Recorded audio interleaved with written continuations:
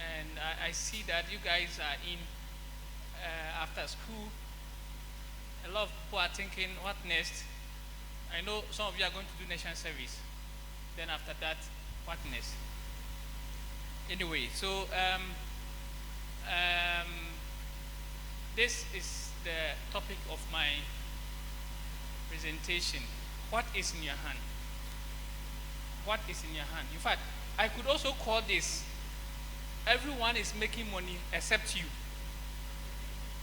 I wish I could, in fact, it's two things. Either you take this one or you take that, it's the same thing.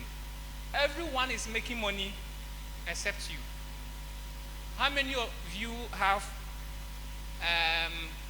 businesses that they are able to generate cash every day or every month or some other time? So most of you know. And I think that the best time that you could have even started doing this. Now, when I look back, I see myself as wasted a lot of time when I was in school. Okay, good. So I see that I've wasted a lot of time because school was one of the best places that you could have started your business. There are a lot of people. I mean, look at even you here. There are a lot of people at the university. There are a lot of customers, consumers, but you couldn't identify anything. But now let's start with this. By the time that we are done, I think maybe your eyes will be open. So what is in your hand? What is in your hand is in the Bible. I believe that some of you know the interaction that went on between God and Moses. When God called Moses to lead the Israelites, he thought he didn't have anything, but at least he had a staff, and God said that was enough. Today is not a staff. Today there are a lot of things in our hand. For some of you, it's your degree. For some of you, it's the connection you have. For some of you, it's your phones, and many other things. So it doesn't necessarily have to be a staff. That everyone has different, unique something in the hands. Let me tell you a story. How many of you have read the book called Acres of Diamond before? Acres of Diamond. So this is a true story. There was a land somewhere in Africa. It was full of diamonds, except that the farmer who owned it didn't know what he has, and he didn't know even anything about diamonds. So every day he would go to the riverside to fetch water, and then he would see something glittering. So he would just take one and come and just display it in the house, and when the sun shining, it will be glittering. He didn't know the use of it. He didn't know even what diamond was. Then he had a visitor. Then the visitor came and saw that there was this treasure here, and the man had just left it in the open. What did he do? The visitor said, okay, now I want to buy a land. Can you get one for me?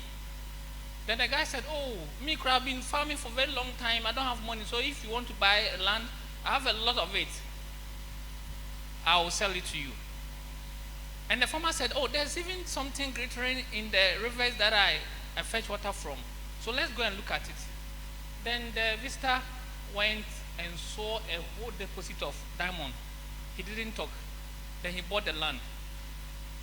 By a week time, the visitor was a billionaire, and then the farmer was a poor man.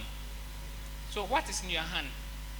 What you have could be a diamond in your hand, but you have no idea what is it. It could be your skills, it could be your education, it could be anything.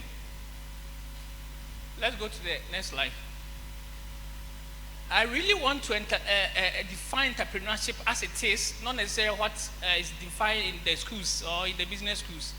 I believe those of you in the business school, you have your own way of defining entrepreneurship. That's not what we're going to talk about. But the real entrepreneurship I'm talking about is that it is a treasure hunt. Have you realized why a lot of these billionaires at a point in time, they will quit school? They will be doing their PhD at Harvard, Stanford. Then all of a sudden, they quit school. How many of you can mention some of them? Those of the guys who quit school and they became billionaires. Who? Okay, who again? Bill Gates and the rest. There are a lot of them. So they saw that entrepreneurship is what? A treasure hunt. He's looking for something. Once he sees that there's opportunity to get it, what does degree have to do with the search? He will just quit and go for it. If it is in the Bible said that there was a man that saw a treasure somewhere hidden. Then he went to sell everything he had and what? And went to buy it. It's in the Bible. It's biblical. So my definition of entrepreneurship is what? A treasure hunt. We are all looking for money, whether it's national service or whatever you're going to do, whether you're going to work for someone or you are going to start your own business. It's money we are all looking for, to look after yourself, marry, and take care of your kids, isn't it? It's a treasure hunt. When you get opportunity, it's not, I'm going to do my national service, I'm going to do my master's. No. When there's opportunity to make millions, don't wait for it. Don't wait. Just go for it, right? So it's in the Bible. This one is not my own saying. The next thing that I'll say about entrepreneurship, my next definition is that it's about being resourceful and being profitable. And these are all coming from Jesus' parables. So Jesus said that there was a man who had a lot of talent and gave some to some individuals. And what happened? I believe all of you know. So he said one used it and made profit, another one used it and made profit, another one used it and then just dug somewhere and placed it there, and it didn't yield any profit. The two who worked with it were entrepreneurs. They were resourceful, they were profitable. So Matthew chapter 25, when you go, you can read that. That's my definition of entrepreneurship. The next one is what? It's about transforming your circumstance. So when I see, there are no job, sometimes I laugh at people. Ghana, there are a lot of opportunities. By the time you finish, you see that there are a lot of opportunities that you have never thought of. So it's about transforming your circumstance. Nehemiah, the story of Nehemiah, you can look at it. The next definition is about struggle for freedom and taking calculated risk. These are all in the Bible. I intentionally didn't use the lecturer's definitions and professor's definition. I just used the biblical definition. So it's a struggle for what? Freedom. And taking what? A calculated what? Hey, you are not here. Or you are not enjoying it. Or you want me to go to the professor's slides? It's what? It's struggle for freedom. When we started, when we were young, we wanted to be independent.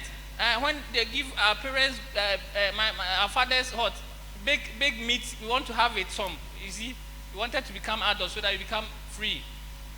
Now you're adults. Are you free? So it's a struggle for what? Freedom. But freedom doesn't come easily. You have to take risk. If you don't take risk, forget it. It won't come. Let's go. Next slide. So if you can see it, it will change. In the olden days, some 300 years ago, I don't think we have these chairs that we were sitting on. By the way, we were sitting, isn't it? Either you were sitting on the ground or where? You sit on what? Or even on a stone. I remember some 20 years ago when I went to my hometown, there were some big stones at the corners of houses so that in the evening people would just sit there and then be chatting. But it has changed. Look at, there has been transformation. You know Asisejwa transformation. Then it came to what? The wooden chair that we used in those times when we were SS. Then it came now we are using plastic chairs and then some other chairs. In fact, these ones, in the near future, there will be air in this. You say that because people want to be more comfortable. The way you see now, there's a mattress or foam inside. With time, there will be air. It will be like a pump. They will pump.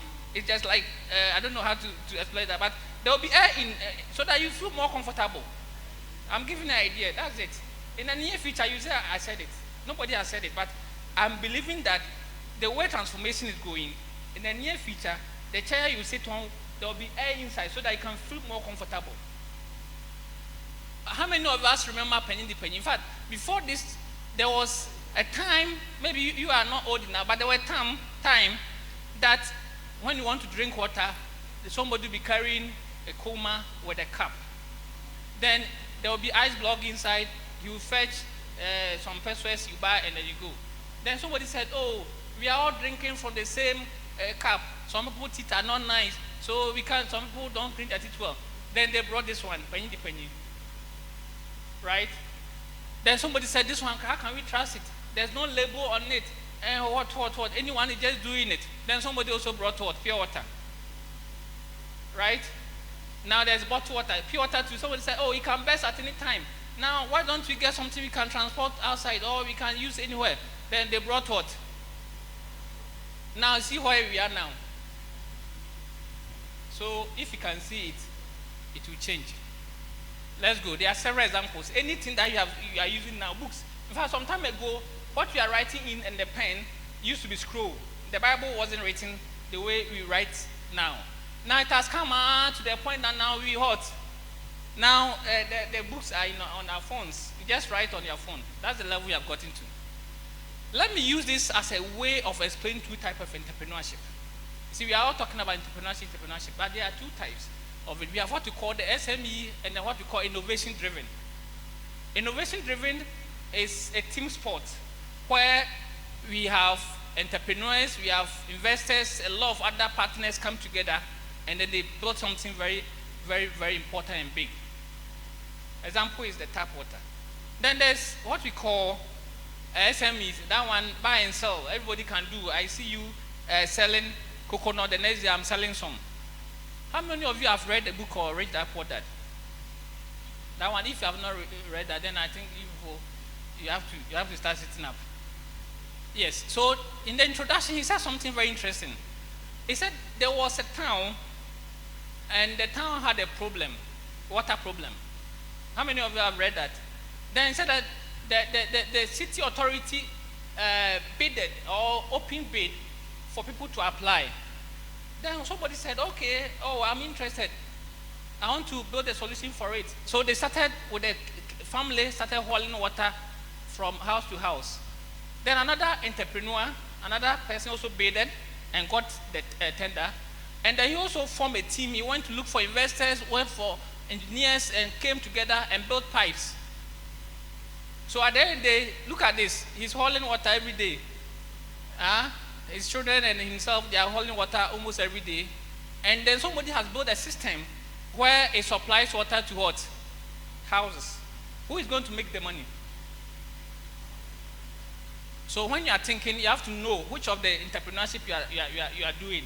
If it's SME, that means that self-employed kind of, or that one buy and sell. I mean, you need only one person. But if it's about innovation-driven, one person cannot do innovation-driven entrepreneurship because it needs a lot of partnership and people. It needs investors, bankers, engineers, and what have you. Anyone who is relevant in the creation of that business. So you have to see it as such. Let's go to the next slide. Okay. So the next thing is that, let me ask you a big question. At what point will you give up on your child to work? At what time? If you have a baby, after say 8 months, you're expecting that you'll be sitting and then starting to work. At what point do you think that you say, this time I'm tired, I won't work on him working? What? Until he works, right? Even if he's adult up to 90 years and there's a solution, you look for it, right? It's the same with entrepreneurship. You cannot give up searching for the treasure until you succeed. Somebody will do something small and something small happen, he stops. Before me. This thing is a biblical something. Entrepreneurship is not easy, it's tough. And until you make it, you don't hurt. You don't stop. There's a Bible quotation that I like so much, the parable of the sower. The Bible said that there was a man that was sowing. So he started sowing, and some of the seed went to where? Roadside, right? The man didn't give up. Then he sowed again, some went to where? The rocks. Did he give up? Then what happened again? He sowed again, and what happened? So he has sowed 3 times, 3 businesses, all of them into the drain. And the man didn't give up.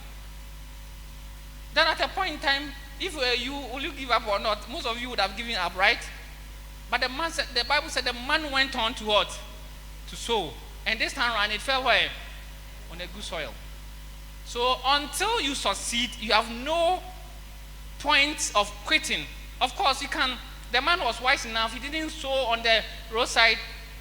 He was in business. We call it iteration. You iterate, meaning that you can change or you can pivot.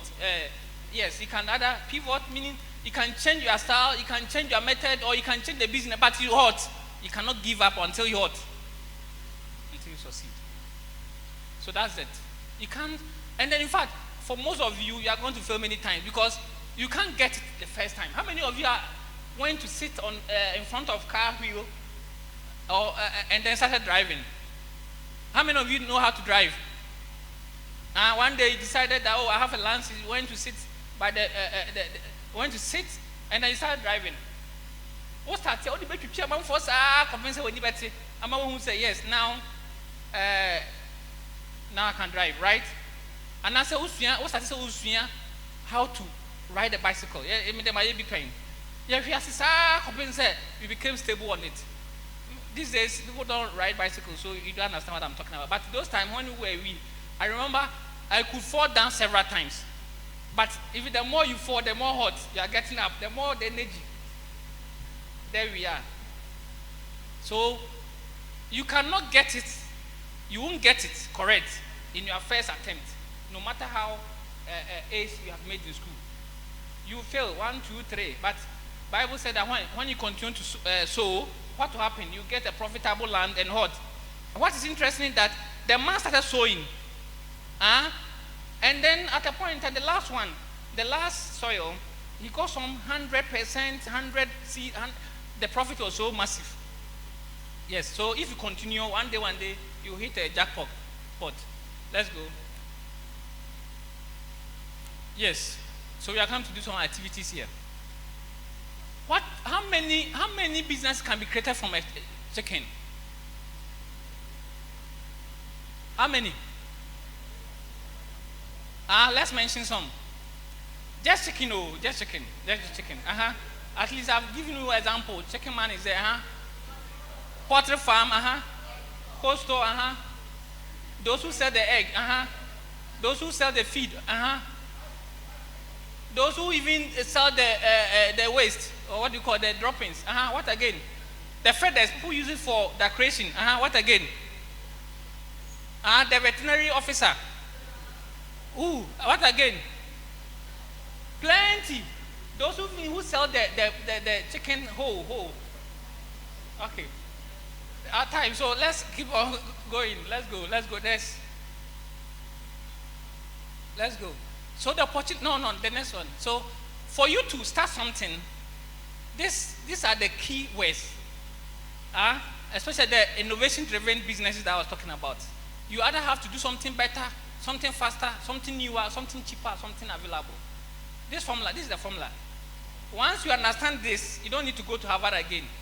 You make something hot, better, something cheaper, something faster, something you make it available. That's it. Once you can do that, you are there. Next, unfortunately my time, so I can't explain. So the job to be done, if you understand this concept, you don't need to go to Harvard. There's something called the job to be done. I think I've explained it already. Everything that we do, there's a problem that we are trying to solve. Sitting is an example. Look at the generations and then the solutions to it. Look at water, drinking, how it has evolved up to this time. Look at even roofing. It has evolved from bamboo to many. Now look at it. So there's something called the job to be done. The job to be done is not only one. Even eating. We used to eat some way. Now we are having several ways of producing food, including fast food and all that. So the job to be done is always there, except that the solution is different according to the generation that you are in. So sleeping is an example. But before I go, and then my time, let me do this. Let's do this small exercise.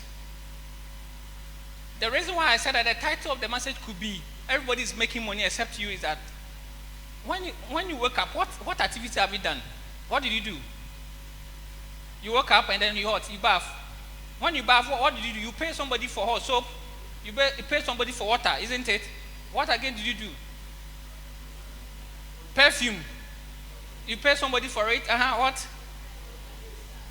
You brush your teeth. Somebody is solving that problem, so you are paying the person. What else? The president or whatever. What do you call it? You are paying somebody for it, right? What again? You buy gas. You are paying somebody for it. What? You dress. Lift the makeup and all those things. You are paying somebody.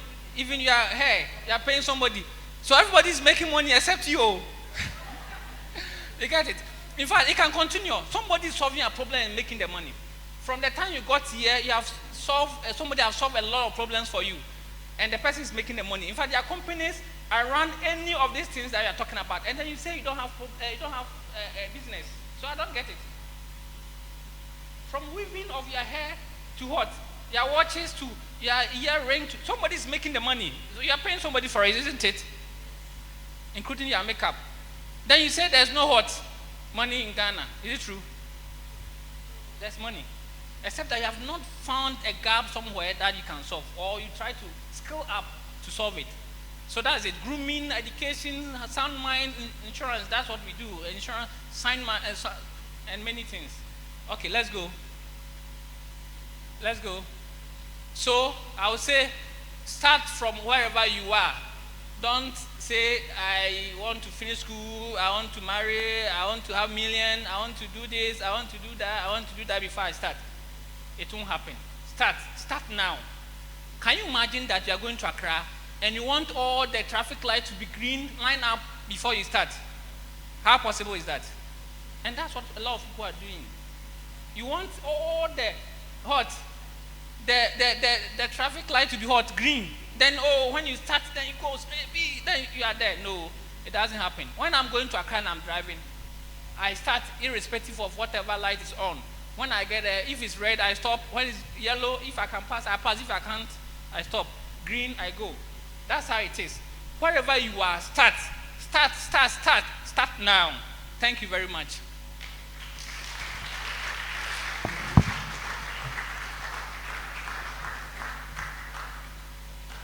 So I think it's time for questions.